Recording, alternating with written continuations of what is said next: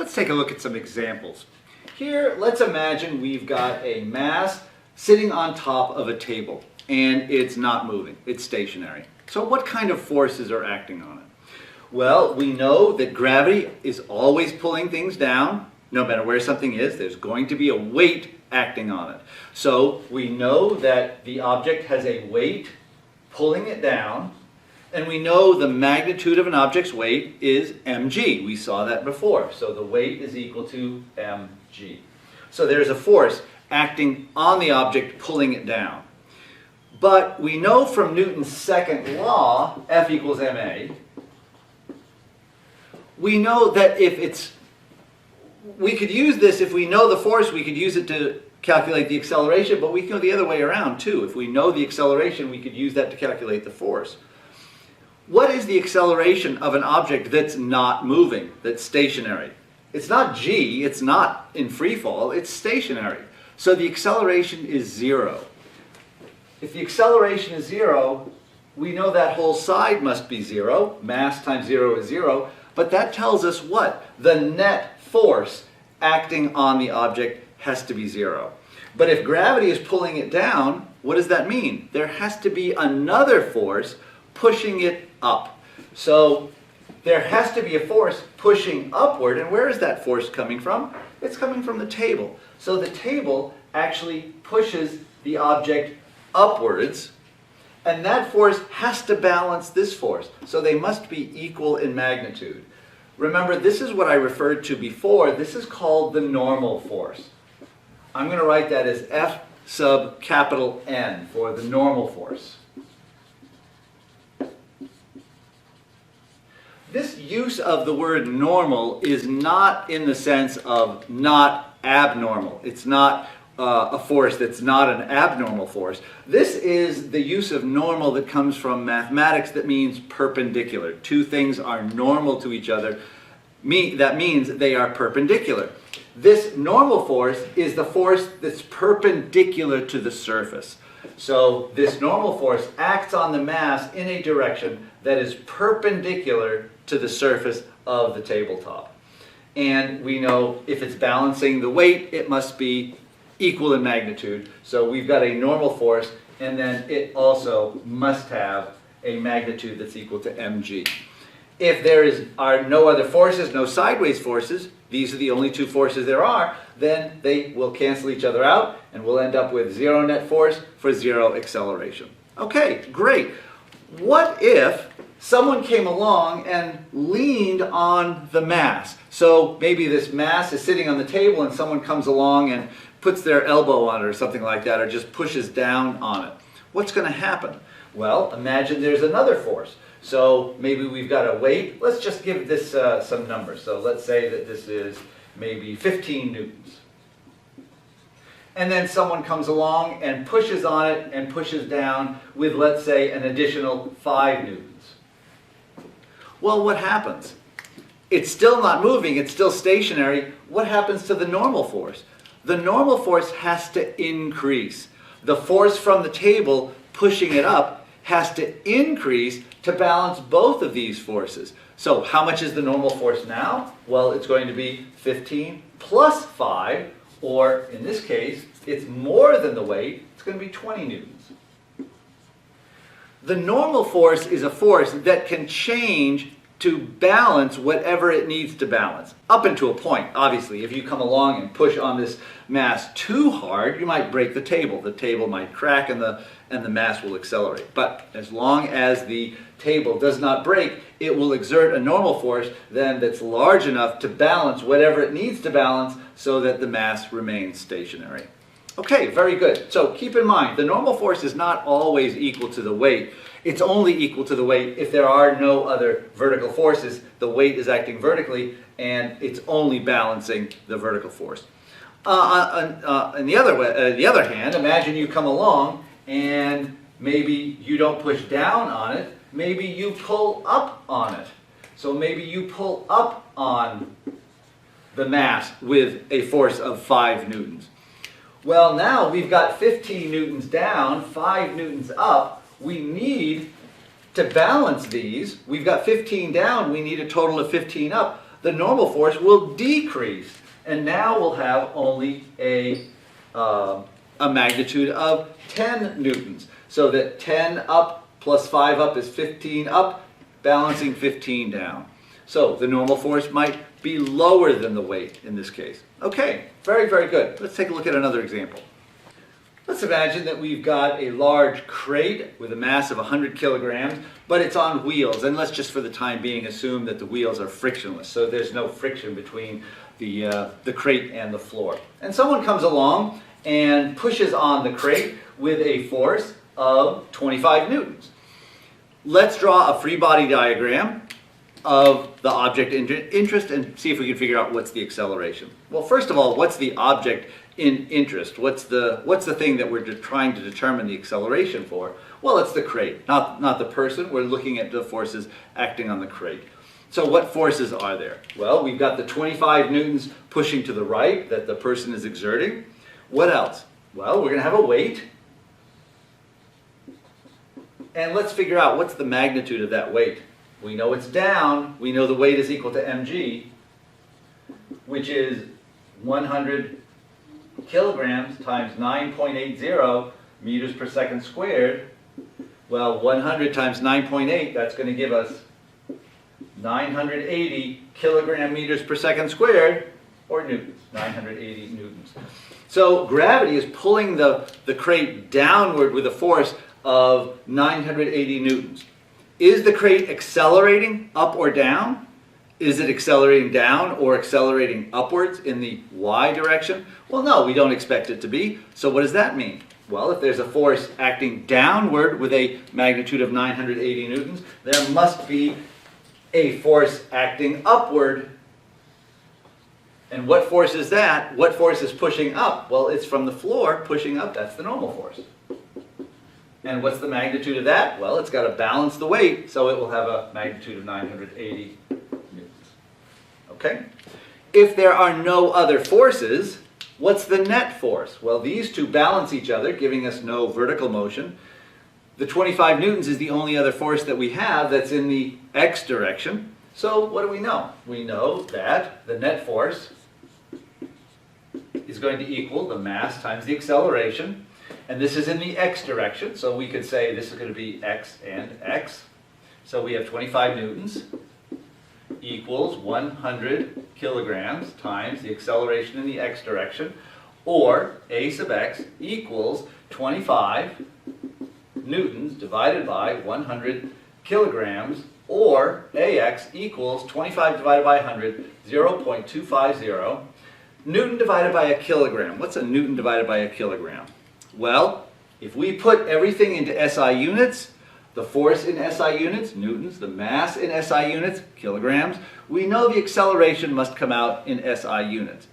We can verify that if we remember what is a newton. A newton is a kilogram meter per second squared. If we divide both sides by a kilogram, that cancels, we're left with meters per second squared, which is exactly what we would expect for the SI units for acceleration. Okay, there we go. Very, very good. Let's take a look at another example. Here we have a person pushing on a crate. Now let's say the mass of the crate is 75 kilograms. And let's say that the person is pushing on it with a force of 100 newtons. But now the crate is not on wheels, it's actually sliding on the ground, and so there is some friction between the crate and the ground. Let's say the frictional force is 35 newtons. Now, if the person is pushing this way, the friction is trying to slow down the crate, which means it's going to be pushing back this way. The frictional force pushes opposite in the direction of motion. We're assuming that the crate is going to be moving that way. The friction is going to be opposite that direction. So let's draw in the forces. What other forces? Well, we've got the frictional force. We can draw that in actually acting on the object. So there's the frictional force of 35 newtons. What other forces are there? Well, again, there's going to be a weight. The weight acts down, and we know the weight is equal to mg. Or, in this case, 75 kilograms times 9.80 meters per second squared. We multiply that out, and we get 735 newtons. And then what else? Well, again, there's going to be a normal force. What does the normal force have to balance? Well, these forces are all in the x direction, positive x and negative x maybe. So the normal force in this case will just balance the weight. So we'll have F normal is 735 newtons in the upward direction to balance the weight in the downward direction. So what do we get? Well, we get that the net force, and we're looking in the x direction, the y force is balanced. We've got a positive 100 newtons. 100 newtons in the positive x direction. 35 newtons in the negative x direction, so minus 35 newtons, is going to give us a net force of 65 newtons. And that must equal the mass times the acceleration of the crate. So the acceleration will be 65 newtons divided by the mass, which is 75 kilograms, which leaves us with 65 divided by 75, or 0.867. 0.867 newtons per kilogram, or what's that? Meters per second squared. Okay, there we go. Very, very good. Let's take a look at another one where we actually have to use Newton's third law to solve the problem.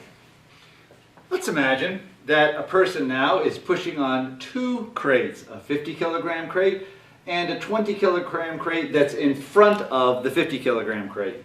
So the person pushes on the 50 and then the 50 pushes on the 20. There is friction between the 50 kilogram crate and the ground of, let's say, 30 newtons. And there's friction between the 20 kilogram crate and the ground, let's say, of 10 newtons. And the person pushes on the 50 kilogram crate with a force of 70 newtons. Let's figure out what's going to happen here. Well, let's draw a free body diagram for each one. Let's start with the 50 kilogram crate. So what forces are acting on the 50 kilogram crate? Well, first we've got the frictional force. Now the frictional force is going to oppose the motion, so we assume if the motion is in this direction, the frictional force will be this way. So we'll have a frictional force of 30 newtons acting to the left. We also have the pushing force of 70 newtons acting to the right. Okay? And then what about vertically? Well, we know there's going to be a weight, which will be equal to mg, 50 kilograms, times 9.80 meters per second squared, 490 newtons. We know that if there are no other forces in the vertical direction, that the weight must be balanced by the normal force, so there'll be a normal force acting on the 50 kilogram crate of 490 newtons. Okay, great. So what's our equation of motion? What does Newton's second law tell us? Well, the vertical forces balancing, so we have no motion vertically, as we've assumed. What about horizontally? Oops, sorry, forgot one more force. The 50 kilogram crate is going to be pushing on the 20 kilogram crate, so the 20 kilogram crate must push back on the 50 kilogram crate. So there's going to be another force pushing backwards. We'll call this F52. In other words, the force on the 50 kilogram crate from the 20 kilogram crate. All right, so what does Newton's law, second law, tell us? We have that the net force must be equal to mass times acceleration. What's the net force? Well, the net force vertically cancels out, is 0. So all we need to do are look at the forces in the x direction. What positive forces do we have in the x direction? We have a 70, assuming to the right is positive. We have a 70 Newton force pushing in the positive direction. What negative forces do we have? Well, we've got a 30 Newton frictional force pushing back, and we've got F52 pushing in the backward direction as well. In other words, 70 minus 30 is 40 newtons minus F52. This must equal the net force in the x direction. In other words, the mass 50 kilograms times the acceleration in the x direction. There we go. Okay. Now we cannot solve this because we don't know F52 at this point. Let's take a look at the free body diagram for the 20 kilogram crate. So here's the 20 kilogram. 20 kilogram. What forces are acting on the 20 kilogram crate? Well, we've got the pushing force from the 50 kilogram crate, and that's going to be pushing to the right with a magnitude of F25. It's going to have the same magnitude as F52, but I'll just write it as F25 for the moment because it's the force on the 20 from the 50 kilogram crate. So we'll say F25.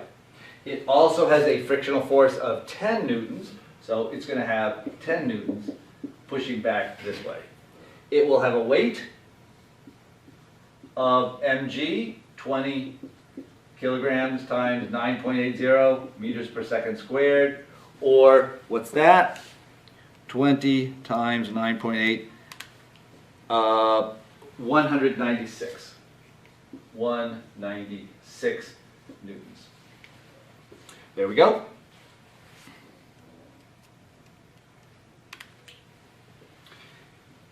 If there is no motion vertically, we know we must also have a normal force. So there's going to be a normal force balancing the weight. The normal force will be 196 newtons upward. Okay, so what kind of equation of motion do we get now? Again, no motion in the y direction. The net force in the y direction is 0. We have the net force only in the x direction. What forces do we have? In the positive direction, we have F25. And then in the negative direction, we have negative 10 newtons. There we go. And what must this equal? This must equal ma, or the mass of 20 kilograms times A. There we go. Now, we still have two equations with two unknowns. We have the acceleration in the x direction, and we assume that the acceleration of the 50 will be the same as the acceleration of the 20. So we assume that this acceleration is the same as that one. We also have F52, F25. We know those are the same magnitude, but they're acting on different masses, but we know the magnitudes have to be the same. So what are we going to do? How are we going to solve this? Well, I think probably the easiest thing to do will just be to add these two equations together. What do we have? We have 50 kilograms times AX equals 40 newtons minus F52, and then this one is 20 kilograms times AX equals F25 minus 10 newtons. And let's add these two equations together. And what do we have? 50 plus 20 is 70 kilograms times AX equals. Now, we've got F25 minus F52. Those are magnitudes, and we know that they are equal magnitudes. So those cancel. So we have 40 minus 10 is 30 newtons. Dividing, we have AX equals 30 newtons divided by 70 kilograms, or a final acceleration of 0.429 Newton per kilogram, or meters per second squared. Okay, very, very good. So that was a little bit trickier, but let's think about this again just for 1 second. We split this up into the two parts, the 50 kilogram and the 20 kilogram, using Newton's third law, that the force in between them had to be equal and opposite. The force from the 50 on the 20 had to be equal and opposite to the force from the 20 on the 50. What if we had just kind of thought of this as a single object with a net force acting on it to the right of 70 newtons and a total frictional force acting to the left of 40 newtons? Well, we'd have 70 to the right, 40 to the left, or a net of 30. And that's exactly what we got down here, with a total mass of 50 plus 20, which is 70. So we actually might have thought to solve this by just treating the 50 and the 20 as a single object, where the internal forces, the force from the 50 on the 20 and the 20 on the 50, canceled each other out. And that's exactly what happened. When we looked at the motion of both of them together, those internal forces, the forces of one on the other and the other on the other, they canceled each other out in the final solution for the acceleration. That's going to be something really important to kind of keep in mind, that if we can look at the forces on a whole system, the internal forces, because they'll always be in pairs of opposite and equal in magnitude, opposite in direction. If we can look at a whole system, the internal forces typically cancel each other out so that we can ignore those and just treat the entire system as a single system, the entire collection of bodies as a single system. Okay, very, very interesting. What we're going to do next time is start taking a look at some specific kinds of forces, how these forces act on bodies, and the kinds of motions that they'll have from these forces. Okay.